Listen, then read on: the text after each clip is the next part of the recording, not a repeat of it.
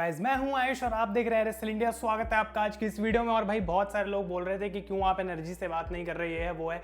तो मैं इतना जरूर कहना चाहता हूं कि भाई एनर्जी पूरी है यहाँ पे, लेकिन मेरा जो रूम है इस टाइम पे इसमें बहुत ज्यादा एको है। आपको व्लॉग जल्दी देखने को मिल जाएगा जहाँ पे मैं अपने रूम का टूर दूंगा कि कहाँ मैं रह रहा हूँ, कैसे रह रहा हूँ। लेकिन उससे पहले मैं बता दूं कि जो नया पॉडकास्ट है फाइनली असली अखाड़ा का आ चुका है on Spotify and all the other audio platforms. तो डेफिनेटली उसको जाके चेकआउट करें, लिंक आपको डिस्क्रिप्शन में मिल जाएगा सबसे टॉप पे, जहाँ पे हमने बात करी है मैंने और रोहित ने कि आखिर क्राउन ज्वेल पेपर व्यू की जो रेटिंग है उसको हमने मतलब हर मैच को रेटिंग दिया जैसे कि हम करते हैं हर पेपर व्यू के बाद। तो वो पॉडकास्ट अब लाइव हो चुका है, आपको लिंक मिल जाएगा, आप जाके उसको चेकआउट करें। लेकिन इस वीडियो के अंदर हम बात करने वाले हैं गाइस रोमन रेंस के बारे में। बहुत सारे लोग अलग अलग ओपिनियंस दे रहे हैं रोमन रेंस के ऊपर कि भाई क्या चल रहा है क्या नहीं चल रहा, और हम बात करेंगे the good and the bad of Roman Reigns as the universal champion. तो आई थिंक ये काफी अच्छा टॉपिक हो सकता है डिस्कशन का। मैं चाहता हूं कि आप लोग नीचे कमेंट्स में जाएं और अपने ओपिनियंस भी इसके बारे में मुझे बताएं। लेकिन गाइस हम स्टार्ट करेंगे पहले गुड पॉइंट से, क्योंकि बैड पॉइंट ज्यादा है नहीं, और वो अगर आपको जानना है तो भाई वीडियो के एंड तक रुकना पड़ेगा। लेकिन स्टार्ट करते हैं फर्स्ट पॉइंट से, और ये है कि रोमन रेंस ने स्मैकडाउन को मस्ट वॉच बनाया है। मतलब इसमें कोई डाउट नहीं है कि रोमन रेंस भाई जब से चैंपियन बने हैं स्मैकडाउन के ऊपर, ये शो हम हर हफ्ते देखना पसंद करते हैं। और भी बहुत सारी ऐसी चीजें हैं जिसकी वजह से स्मैकडाउन अच्छी हो रही है, लेकिन आई थिंक ये बात क्लियर है कि रोमन रेंस की वजह से स्मैकडाउन पे आंखें ज्यादा जा रही है। फॉक्स नेटवर्क को बहुत उससे फायदा हुआ है और लोगों को ओवरऑल शो जो है वो देखने में अच्छा लगता है, क्योंकि रोमन रेंस के ऊपर WWE का इतना फोकस है। तो ये था पॉइंट नंबर 1। पॉइंट नंबर 2 की अगर हम बात करें तो ये है रोमन रेंस के आने के बाद जो यूनिवर्सल चैंपियनशिप की क्रेडिबिलिटी बढ़ी है, यानी कि उसकी वैल्यू बढ़ी है। आई डोंट थिंक कि इससे पहले यूनिवर्सल चैंपियनशिप को कोई उतना ज्यादा मतलब भाव देता था। उससे पहले हम जानते हैं क्या बुरा हाल था टाइटल का। जो भी चैंपियन बना उसके साथ कोई ना कोई दिक्कत थी, या तो उसका रन इतना अच्छा नहीं था, या फिर जो है हम कह सकते हैं कि WWE की बुकिंग उस चैंपियन के लिए इतनी अच्छी नहीं थी। लेकिन रोमन रेंस के केस में ऐसा बिल्कुल भी नहीं था। जिस पॉइंट से WWE ने सोचा कि इस बंदे को हमें चैंपियन बनाना है, तब से लेके भाई अभी तक जो है काफी फोकस उनके ऊपर करा जा रहा है। और यूनिवर्सल चैंपियनशिप मेन टाइटल है on the entire WWE roster, अगर हम रॉ और स्मैकडाउन को कंबाइन भी कर दें।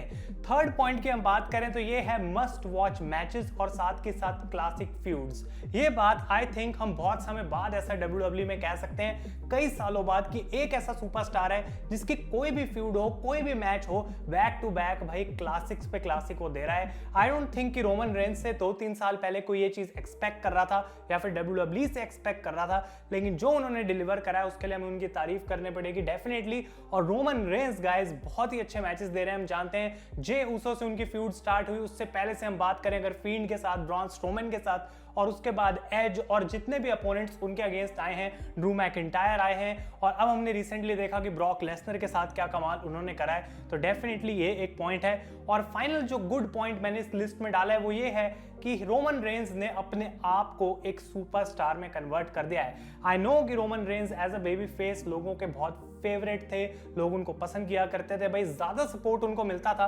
इनफैक्ट कुछ लोग उनको हेट करना स्टार्ट कर रहे थे जब वो हील टर्न करे। लेकिन अब इस पॉइंट पे जो रोमन रेंस सुपरस्टार बन चुका, आई डोंट थिंक कि उस लेवल का स्टारडम इससे पहले उन्होंने अपने करियर में अचीव करा है। कोई भी ऐसा रेसलिंग फैन नहीं है जो इस पॉइंट पे रोमन रेंस की बात ना करे या फिर बोले कि यार ये बंदा क्या कर रहा है, मुझे देख के पसंद नहीं आ रहा। तो डेफिनेटली रोमन रेंस के इंडिविजुअल करियर की अगर हम बात करें तो उसका बहुत ज्यादा फायदा यहाँ पे उनको हुआ है। लेकिन बैड पॉइंट्स की हम बात करें तो भाई ये बैड पॉइंट्स ये नहीं है कि ये बकवास है, लेकिन ये कुछ ऐसी चीजें हैं जिसके लिए WWE को भाई थोड़ा सा ध्यान रखना पड़ेगा। पहला पॉइंट ये है same old stuff again and again.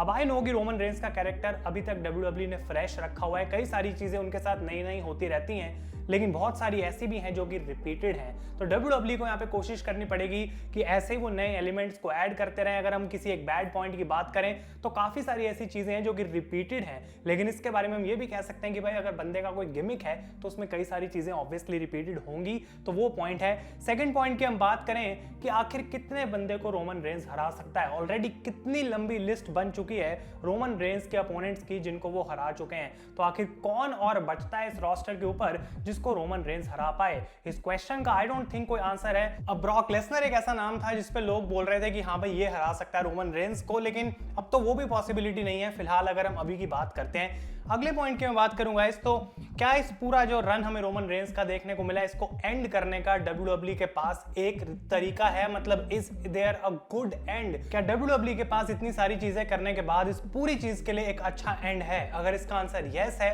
तो आई थिंक कि भाई हाँ, रोमन रेंस की जो पूरा रन है इसको हिस्टोरिकल तरीके से याद रखा जाएगा।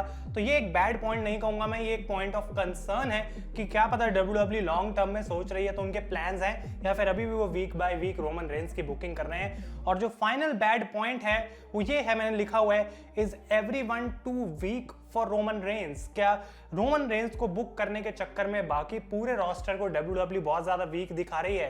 क्योंकि अगर रोमन रेंस एक पॉइंट पे अपना टाइटल हारते हैं, और हम जानते हैं कि वो चीज होगी गाइस किसी पॉइंट पे, तो तब रोमन रेंस की जगह जो लेगा, क्या वो बंदा उतना स्ट्रांग होगा? क्या पूरे स्मैकडाउन रोस्टर पे और कोई भी ऐसा इस टाइम पे बंदा है जो अगर यूनिवर्सल चैंपियन बन जाए तो रोमन रेंस जितनी जो है उनकी पॉपुलैरिटी हो? तो आई डोंट नो कि ये पॉसिबल है या फिर नहीं, लेकिन क्या रोमन रेंस की बुकिंग के चक्कर में बाकी रोस्टर को दिक्कत हो रही है?